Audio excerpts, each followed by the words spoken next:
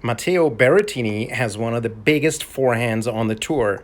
It is a massive weapon, and he has what a lot of people would call loose energy. But how does he create so much racket head speed? That's what we want to take a close look at here in this video. He has all the fundamentals in place and starts the forehand with a unit turn, just like all the great players. See how his left hand is still on the throat of the racket here as he started to turn his upper body, okay? The left hand is now parallel to the baseline. That helps turn the shoulders properly so that you can then turn the shoulders more than the hips, which is one of the power sources on the forehand, okay? So he continues the turn. As we can see now, the shoulders are turned more than the hips, okay? This is the line of the shoulders approximately, and this is the line of his hips. The shoulders are turned more than the hips, and he will later uncoil that and generate power from that, okay?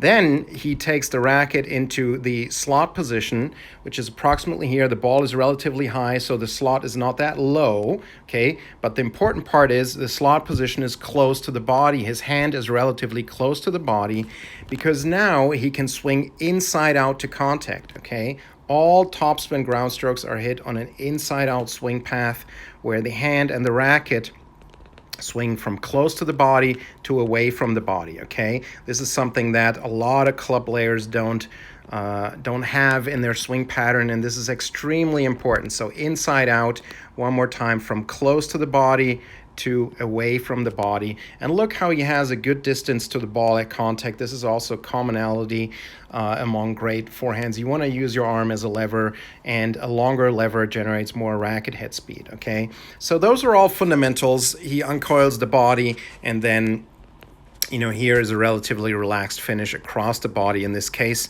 but around contact, we can see he still, swings forward and upward here, but then he rolls around. But the most important part, and the reason why he has such a huge forehand, okay, is what we call the late hitting concept.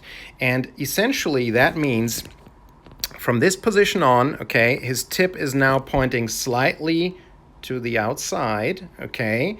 As he starts the forward swing now, take a close look. His hand starts to move forward. The racket moves backwards, and the angle between his hand, or between the racket and the forearm, gets maximized. Now here, Matteo is hitting in a warm-up and not hitting at full speed, and yet the angle here is already quite extreme. As you can see, the racket is pointing behind him in this direction, and he will make that angle even more extreme when he's really hitting at full speed and generating maximum power. This lag angle is maximized on all the greatest forehands in the world. They maximize this angle, they pre-stretch the muscles around the forearm and also a little bit the upper arm, pre-stretch those muscles, store a lot of energy, and that's what we then see in the form of a lot of racket head speed, and some commentators may call this whip effect, okay? But it is really has to happen late. This is very important. A lot of people don't understand this. If you lay the wrist back too early, if he would have the wrist laid back now already, it would not work, or it would not generate nearly as much racket head speed. It has to happen as the hand moves forward.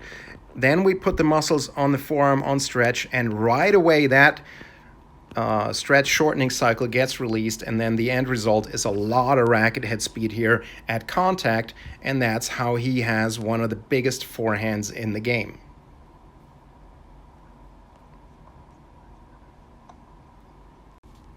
Now, the best forehands in the world maximize this lag angle, or late hitting concept as we call it. But the question is, should you try to copy that? And the answer is, it really depends on your forehand. We still teach a relatively stable wrist while players are working on their fundamentals. Okay, if your fundamentals are not sound, if you're not swinging inside out, if you're not using the kinetic chain properly, then trying to add this to your forehand will usually result in a lot of errors and a lot of frame shots. So we recommend developing really solid fundamentals first, and then we do start to work with players on this advanced concept here.